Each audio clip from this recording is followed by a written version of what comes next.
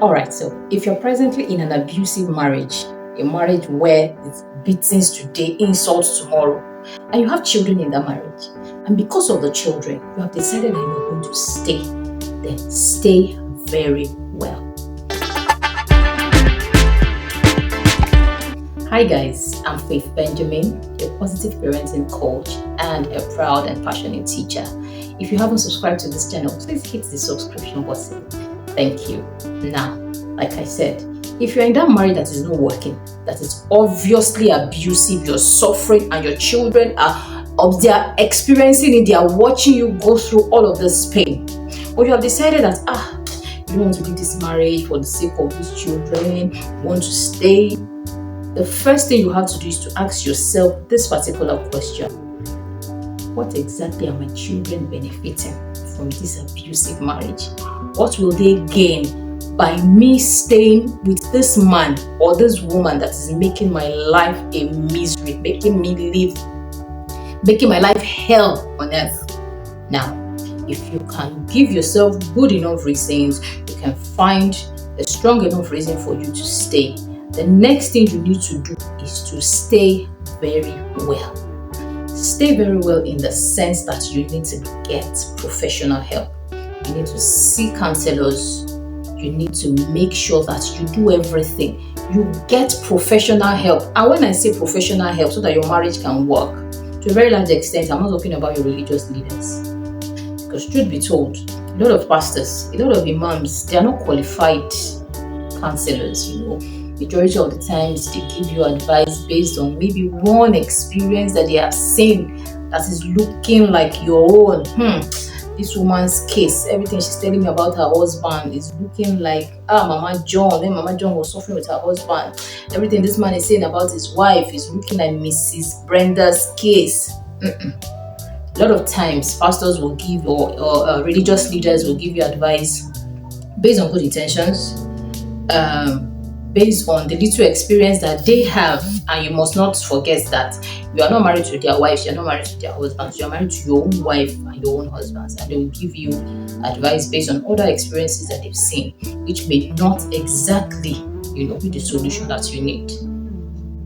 Spend money, go out, look for professional counselors to talk to. Try as much as possible to convince your spouse, and you guys should do everything to make it work.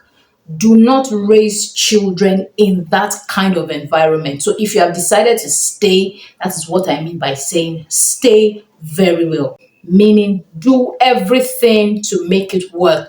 Seek professional help. Because if you don't, you'll end up raising children that have the worst idea of what marriage is all about. You'll end up raising children that will struggle with their mental health. You'll end up raising children that may end up becoming very aggressive. A lot of times, for us teachers in the classroom, you see a child that has been gentle and suddenly this child becomes aggressive. The child takes his pencil and wants to stab the people because that is the example that he's seeing in the house. That is the example that the parents are showing, or he has so much anger bottled inside and he just wants to express and he just lashes out on the mates. You also raise children. If your husband is the one dropping it hot, giving you punches, you will raise children, you raise your daughters to believe that this is the standard, this is how marriage is, that it is okay for men to hit you. You also raise your sons to believe that it is also okay, for them to give their wives slaps, here and there when they do not see eye to eye. If it is the woman that is the one that is the problem, you are raising your daughters to treat their husbands that way. You're also raising your sons to believe that this is the standard of what a wife should look like. So, at the end of the day, you're not doing these children any favor.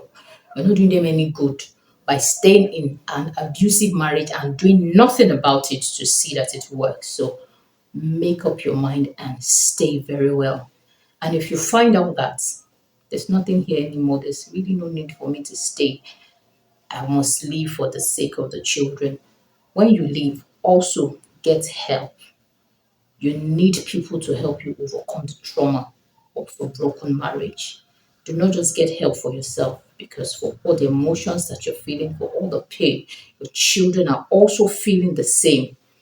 Get help for yourself, get help for your children. And if it so happens that you really do not have the financial means to do that, you can go online, to seek for ways. There are free counseling sites that you can get somebody to talk to you for free. There are free contents that you can access. As much as possible, don't just come out and just stay like that. Don't just stay in the marriage and just remain like that. Get help for yourself, get help for the marriage, and by all means, don't leave the children behind. Get help for the children as well. I hope this helps somebody out there. And once again, I am Faith Benjamin, a positive parenting coach and a proud and passionate teacher.